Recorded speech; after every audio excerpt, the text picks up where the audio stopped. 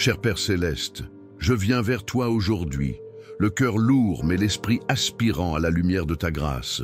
Ce n'est pas une prière de triomphe que je t'offre, mais plutôt un murmure, un appel à l'aide dans la tempête.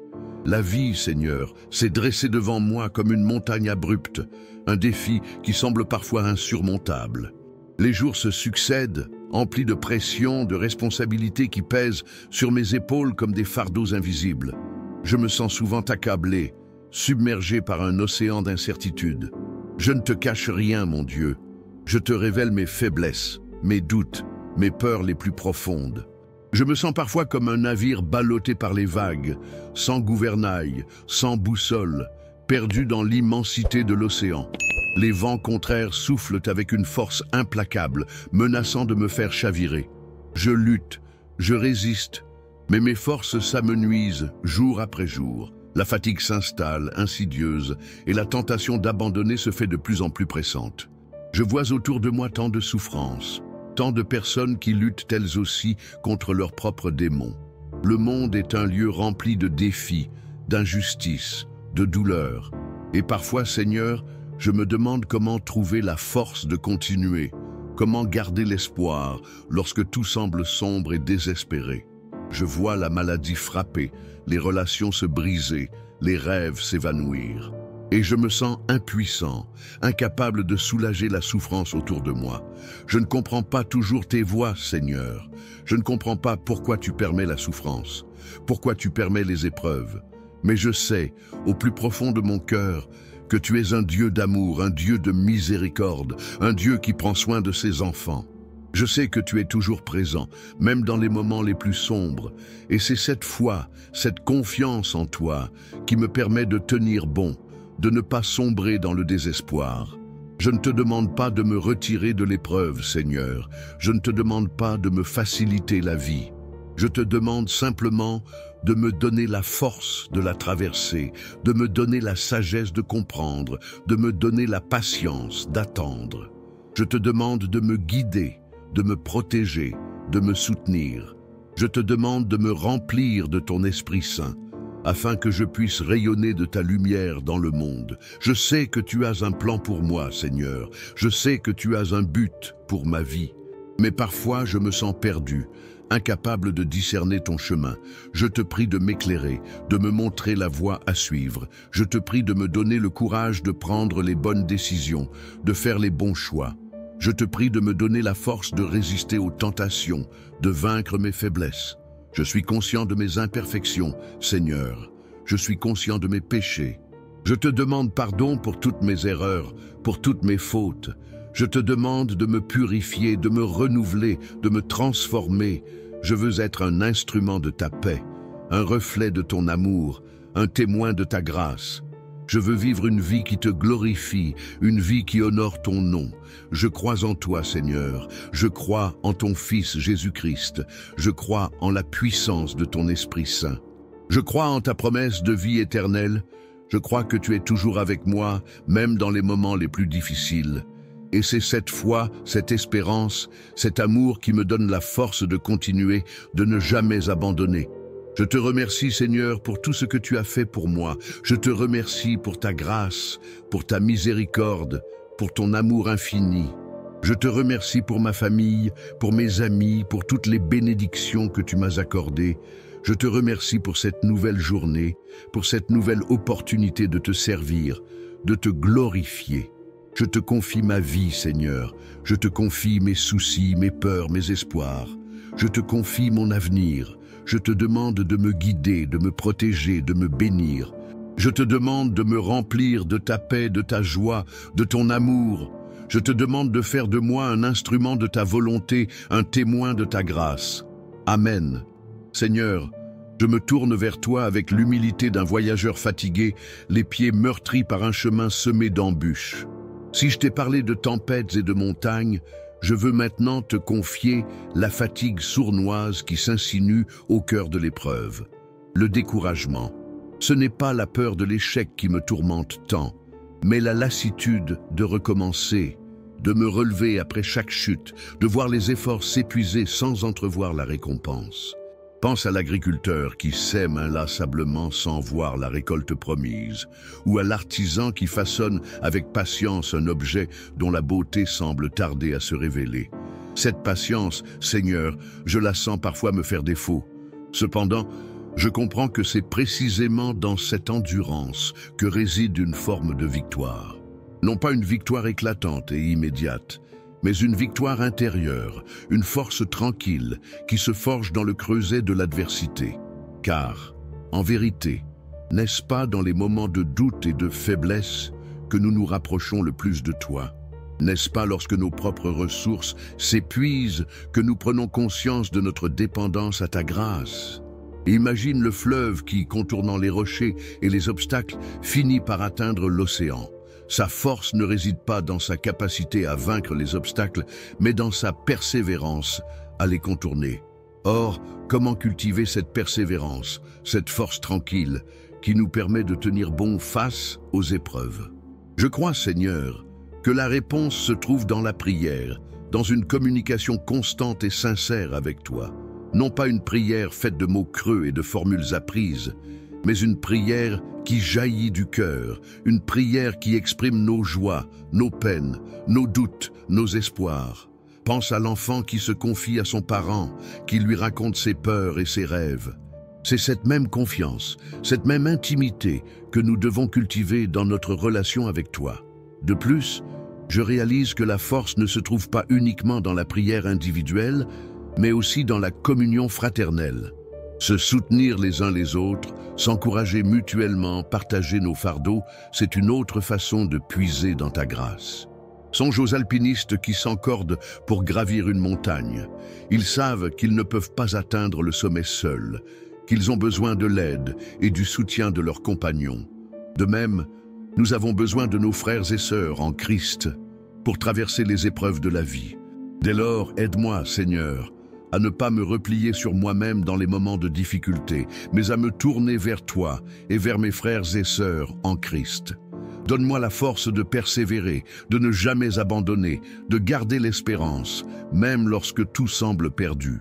Car je sais que tu es toujours avec moi, que tu ne m'abandonneras jamais et qu'avec toi, je peux surmonter toutes les épreuves.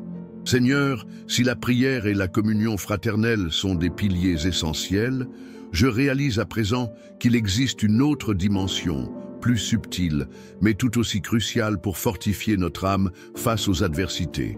La capacité à discerner la beauté et la grâce même au sein de la difficulté. Il ne s'agit pas d'ignorer la souffrance, ni de minimiser la réalité des épreuves, mais plutôt d'apprendre à voir au-delà, à percevoir la présence divine qui se manifeste même dans les moments les plus sombres. Imaginez le vitrail d'une cathédrale. C'est lorsque la lumière traverse le verre brisé que les couleurs prennent toute leur splendeur. En effet, souvent, c'est au cœur de l'épreuve que nous découvrons des ressources insoupçonnées, une force intérieure que nous ignorions posséder. C'est dans l'adversité que nous apprenons à apprécier les petites joies de la vie, les moments de bonheur simples qui passent, souvent inaperçus, lorsque tout va bien. Considérez l'artiste qui, confronté à la perte d'un être cher, trouve dans son art un moyen d'exprimer sa douleur et de transformer sa souffrance en beauté. Cette transformation, cette alchimie spirituelle, est un don précieux que nous pouvons cultiver avec l'aide de ta grâce. Par conséquent, comment développer cette capacité à discerner la beauté dans l'épreuve? Tout d'abord, il est essentiel de cultiver une attitude de gratitude.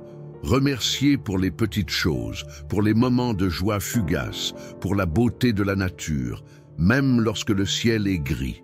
Reconnaître les bienfaits qui nous sont accordés, même au milieu de la tempête, nous permet de garder l'espérance et de ne pas sombrer dans le désespoir. Pensez au jardinier qui, malgré les intempéries, continue de prendre soin de ses plantes, confiant que le soleil finira par revenir. Ensuite, il est important de se souvenir des moments où nous avons déjà été soutenus et guidés par ta présence. Se remémorer les épreuves que nous avons surmontées grâce à ta grâce, les moments où nous avons senti ta main protectrice sur nous. Ces souvenirs sont autant de pierres qui nous permettent de construire un chemin de foi et d'espérance. Imaginez le navigateur qui, en pleine tempête, se souvient des étoiles qui l'ont guidé lors de ses précédents voyages. Dès lors, Seigneur, aide-moi à ouvrir les yeux de mon cœur pour discerner ta présence et ta beauté même au sein de la difficulté. Donne-moi la force de cultiver une attitude de gratitude et de me souvenir des moments où tu m'as déjà secouru. Permets-moi de transformer ma souffrance en beauté, de trouver dans l'épreuve un moyen de grandir spirituellement et de me rapprocher de toi. Car je sais que tu es toujours avec moi, que tu ne m'abandonneras jamais et qu'avec toi, même les moments les plus sombres peuvent être illuminés par ta grâce. Seigneur, si la beauté dans l'épreuve et la gratitude en sont des clés, il me semble cependant qu'une étape supplémentaire, un raffinement de l'âme, est nécessaire pour véritablement transformer l'adversité en tremplin spirituel, l'acceptation active. Non pas une résignation passive et amère face au destin, mais une adhésion consciente et volontaire à ta volonté, même lorsque celle-ci nous échappe. Il ne s'agit point de prétendre aimer la douleur, mais bien de choisir d'y voir une opportunité de croissance, un chemin, aussi ardu soit-il, vers une compréhension plus profonde de ton plan. Imaginez l'artiste qui, confronté à un matériau imparfait, choisit de l'intégrer à son œuvre, transformant un défaut apparent en une singularité précieuse. En réalité, cette acceptation active requiert un profond abandon à ta providence, une confiance inébranlable en ta sagesse infinie. Elle implique de lâcher prise sur notre besoin de contrôle, de renoncer à vouloir comprendre tous les tenants et aboutissants de nos épreuves. Considérer le navigateur qui, pris dans une tempête, ne lutte plus contre les éléments, mais ajuste ses voiles pour tirer le meilleur parti des vents contraires, sachant qu'il finira par atteindre son port. C'est cette même souplesse, cette même capacité d'adaptation que nous devons cultiver face aux aléas de la vie. Or, comment parvenir à cette acceptation active, à cet abandon confiant? Tout d'abord, il est essentiel de reconnaître nos limites, de prendre conscience de notre finitude. Nous ne sommes pas les maîtres de notre destin, et vouloir le contrôler à tout prix ne peut que nous conduire à la frustration et à la souffrance. Il est donc crucial d'accepter que certaines choses échappent à notre emprise et de nous en remettre à ta sagesse supérieure. Pensez aux médecins qui, face à une maladie incurable, ne s'acharnent pas à vouloir guérir à tout prix, mais accompagnent le patient avec compassion et dignité. Par ailleurs, il importe de cultiver la patience et la persévérance. L'acceptation active n'est pas un état que l'on atteint du jour au lendemain, mais un processus graduel qui exige du temps et des efforts. Il est normal d'éprouver des moments de doute, de colère, de tristesse, mais il est important de ne pas se laisser submerger par ces émotions négatives et de continuer à avancer pas après pas, en gardant toujours les yeux fixés sur toi. Imaginez le tailleur de pierre qui, avec patience et persévérance, frappe inlassablement le même point jusqu'à ce que la pierre cède et révèle toute sa beauté. Ainsi donc, Seigneur, aide-moi à développer cette acceptation active, cet abandon confiant à ta volonté. Donne-moi la force de reconnaître mes limites et de renoncer à mon besoin de contrôle. Permets-moi de cultiver la patience et la persévérance afin de transformer mes épreuves en opportunités de croissance spirituelle. Car je sais que tu es toujours à mes côtés, que tu me guides et me soutiens à chaque instant, et qu'avec toi, je peux affronter toutes les difficultés avec sérénité et courage. Mon Dieu, si l'acceptation active ouvre la voie, une autre dimension, subtile mais capitale, se révèle pour transcender l'adversité, la culture d'une joie intérieure inébranlable. Il ne s'agit pas d'une simple allégresse superficielle, tributaire des circonstances favorables, mais d'une sérénité profonde, ancrée dans la certitude de ton amour indéfectible et qui irradie même au cœur des ténèbres. Pensez à la source cachée au plus profond de la terre, qui continue à jaillir même en période de sécheresse. Cette joie, don précieux de ton esprit, est une force vive qui nous permet de maintenir le cap, de ne pas nous laisser submerger par le désespoir. En effet, Cette joie intérieure est un puissant antidote contre l'amertume et le ressentiment.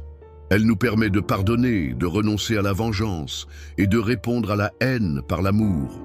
Considérez la fleur qui pousse sur un terrain aride, offrant sa beauté et son parfum sans se soucier des conditions hostiles. C'est cette même générosité, cette même capacité à donner sans attendre en retour que nous devons cultiver dans notre cœur. Mais comment accéder à cette source de joie profonde? Or, une des voies privilégiées est la contemplation de ta création. S'émerveiller devant la beauté d'un coucher de soleil, écouter le chant des oiseaux, observer la complexité d'une fleur. Autant d'occasions de se connecter à ta présence et de ressentir la joie qui découle de cette communion. Imaginez le paysan contemplant son champ mûr, fruit de son labeur et de la générosité de la terre. Cette contemplation est une forme de prière, une action de grâce silencieuse qui nourrit notre âme. En outre, il est essentiel de se nourrir de ta parole, lire, méditer et s'imprégner des Écritures, autant de moyens de renouveler notre esprit et de fortifier notre foi. Ta parole est une source de sagesse, de réconfort et d'espérance. Elle nous révèle ton amour infini et nous guide sur le chemin de la vérité. Pensez aux voyageurs perdus dans le désert, qui trouvent une oasis et se désaltèrent à sa source. Cependant, il est important de noter que cette joie intérieure n'est pas incompatible avec la tristesse et le deuil. Il est normal d'éprouver de la douleur face aux épreuves de la vie. Mais la joie intérieure nous permet de traverser ces moments difficiles avec courage et dignité, en sachant que nous ne sommes pas seuls et que tu es toujours là pour nous soutenir. Imaginez le musicien interprétant une mélodie mélancolique, mais qui parvient à transmettre, à travers sa musique, un message d'espoir et de rédemption. Dès lors, Seigneur, aide-moi à cultiver cette joie intérieure inébranlable, source de force et de paix. Donne-moi la grâce de contempler ta création, de me nourrir de ta parole et de traverser les épreuves de la vie avec courage et espérance. Permets-moi de rayonner de ta joie, afin d'être un témoin de ton amour pour le monde. Car je sais que tu es toujours à mes côtés, que tu me consoles et me fortifies à chaque instant, et qu'avec toi, la joie peut fleurir même dans les endroits les plus arides. C'est dans cette joie que je trouve la force de persévérer, la lumière qui guide mes pas dans l'obscurité. Seigneur, si cette joie intérieure agit comme un phare, il me semble néanmoins qu'une navigation prudente reste indispensable pour traverser les écueils de l'existence. Au-delà de la simple persévérance, il est crucial de cultiver une forme d'intelligence émotionnelle, spirituelle, une capacité à discerner les signaux subtils que tu nous envoies, à décrypter les leçons cachées derrière chaque épreuve. Pensez aux marins expérimentés qui, même avec une boussole fiable, observent attentivement les courants marins, la forme des nuages, le comportement des animaux pour anticiper les dangers et adapter sa trajectoire. Cette vigilance, cette attention aux détails est une compétence essentielle pour éviter de s'épuiser inutilement à lutter contre des moulins à vent. Or, comment développer cette intelligence émotionnelle spirituelle? Tout d'abord, il est impératif de pratiquer une introspection régulière, un examen de conscience honnête et sans complaisance, non pas pour se flageller ou s'apitoyer sur son sort, mais pour identifier nos schémas de pensée négatifs, nos réactions impulsives, nos blessures émotionnelles non cicatrisées. Imaginez le jardinier qui, avant de semer, prend le temps de retourner la terre, d'enlever les mauvaises herbes et d'identifier les zones les plus fertiles. Ce travail préparatoire est indispensable pour favoriser une croissance saine et harmonieuse. De surcroît, il s'avère essentiel d'apprendre à écouter notre intuition, cette petite voix intérieure qui nous guide et nous avertit. Bien sûr, il ne faut pas confondre l'intuition avec les fantasmes ou les désirs irrationnels. Mais lorsque nous sommes en paix avec nous-mêmes, connectés à notre source intérieure, notre intuition peut nous révéler des vérités profondes et nous aider à prendre les bonnes décisions. Pensez aux musiciens qui, avant de composer, se mettent à l'écoute du silence intérieur, laissant l'inspiration le guider. Par ailleurs, il est primordial de cultiver l'empathie, la capacité à se mettre à la place des autres, à comprendre leurs motivations et leurs souffrances. L'empathie nous permet de développer des relations plus authentiques et plus profondes et de mieux gérer les conflits et les malentendus. Imaginez le médecin qui, avant d'ausculter son patient, prend le temps de l'écouter attentivement, de comprendre ses symptômes et ses inquiétudes. Dès lors, voyez comment cela s'applique lorsque vous êtes confronté à une critique injuste ou à une déception amoureuse. Au lieu de réagir impulsivement, prenez le temps de respirer, d'analyser la situation avec lucidité et compassion. Demandez-vous, quelles sont les motivations de l'autre personne? Quelles leçons puis-je tirer de cette expérience? Comment puis-je transformer cette situation en une opportunité de croissance? Ce faisant, vous développerez votre intelligence émotionnelle spirituelle et vous deviendrez plus résilient face aux aléas de la vie. En conséquence, Seigneur, aide-moi à développer cette intelligence émotionnelle spirituelle, à cultiver l'introspection, l'intuition et l'empathie. Donne-moi la sagesse de discerner les signaux que tu m'envoies et le courage de suivre ton chemin, même lorsque celui-ci est semé d'embûches. Car je sais que tu es toujours là pour me guider et me soutenir, et qu'avec toi, je peux transformer chaque épreuve en une occasion de grandir et de me rapprocher de toi. Ainsi, considérant le parcours que nous avons esquissé, une trame se tisse, plus palpable qu'un simple résumé, plus profonde qu'une énumération. L'essence de ce cheminement ne réside point dans la répétition des étapes franchies, mais dans la résonance qui subsiste, tel un écho persistant dans les vallées de notre âme. Ce n'est pas une simple juxtaposition d'idées, mais une véritable alchimie, où chaque élément, loin de s'éteindre, contribue à illuminer les autres, révélant ainsi une cohérence insoupçonnée. En observant la manière dont ces réflexions s'entrelacent, on perçoit non pas une solution clé en main, mais plutôt une invitation à une transformation intérieure. L'adversité, loin d'être un obstacle insurmontable, se révèle alors comme une force motrice, un catalyseur de croissance personnelle. C'est un peu comme contempler un kaléidoscope. Les fragments de verre, apparemment disparates, s'assemblent pour former un motif harmonieux dont la beauté réside précisément dans la diversité de ses composants. Envisageons par exemple le tissage d'une tapisserie. Chaque fil, individuellement, peut sembler fragile et insignifiant. Mais une fois entrelacés, ils acquièrent une solidité et une richesse insoupçonnées, créant une œuvre d'art unique et durable. De même, les différentes facettes de notre être, nos forces et nos faiblesses, nos joies et nos peines, s'unissent pour former un tout cohérent, une identité singulière et précieuse. En abordant la dernière ligne droite de cette exploration, il devient manifeste que le véritable enjeu ne se situe pas dans la simple survivance face aux épreuves, mais dans la capacité à les transcender. Il ne s'agit point de se contenter de subir les assauts du destin, mais de se saisir de chaque défi comme d'une opportunité de se dépasser, de se rapprocher de sa propre vérité. Réfléchissons un instant à ce voyage intérieur. L'accumulation de ces perspectives, loin de nous égarer, nous conduit vers un point de convergence, un lieu de résonance où l'espoir et la détermination se conjuguent. Le chemin parcouru n'est pas une fin en soi, mais un tremplin, une préparation à l'étape ultime, celle où la lumière de la compréhension se révèle dans toute sa splendeur. Préparons-nous avec humilité et confiance à accueillir cette révélation finale. Comme le crépuscule précède l'éclat des étoiles, ces réflexions annoncent l'aube d'une nouvelle perspective. L'horizon s'éclaircit et l'on entrevoit, au-delà des turbulences, la promesse d'une paix intérieure durable. L'heure est venue de conclure, non pas en tirant un trait définitif, mais en ouvrant une porte vers un avenir où la résilience et la joie triomphent de l'adversité. Alors que se referment les pages de cette introspection, il ne s'agit point d'ériger une clôture, mais d'ouvrir une fenêtre sur l'inépuisable horizon de la grâce. Ce n'est pas la fin d'un voyage, mais le début d'une marche, une invitation à transposer ces réflexions dans le concret de l'existence, là où la théorie se confronte à la réalité, où la foi se mesure à l'épreuve.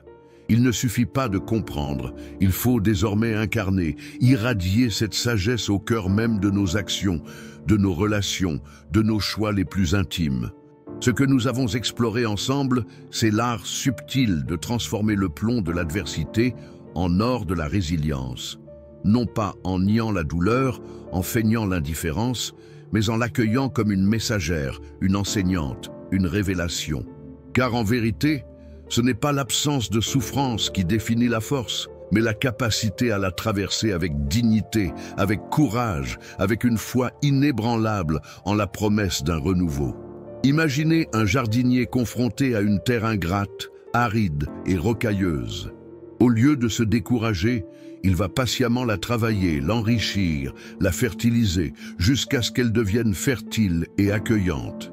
De même, notre âme, blessée et meurtrie par les épreuves, peut être transformée par la grâce divine, par la prière, par la communion fraternelle, en un terreau fertile où la joie et l'espérance peuvent fleurir abondamment.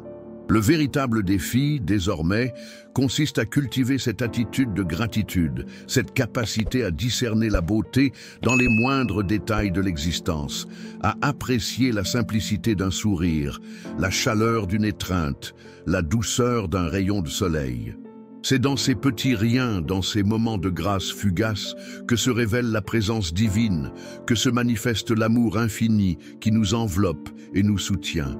Que ces mots résonnent en vous comme un écho bienveillant, une invitation à embrasser la vie dans toute sa complexité, avec ses joies et ses peines, ses réussites et ses échecs. Que la force que vous puiserez dans cette exploration vous permette de surmonter les obstacles, de transformer les épreuves en opportunités et de rayonner de la lumière divine qui habite en vous. La véritable pratique commence maintenant, dans l'humble quotidien de votre existence. Que la paix et la joie vous accompagnent sur ce chemin.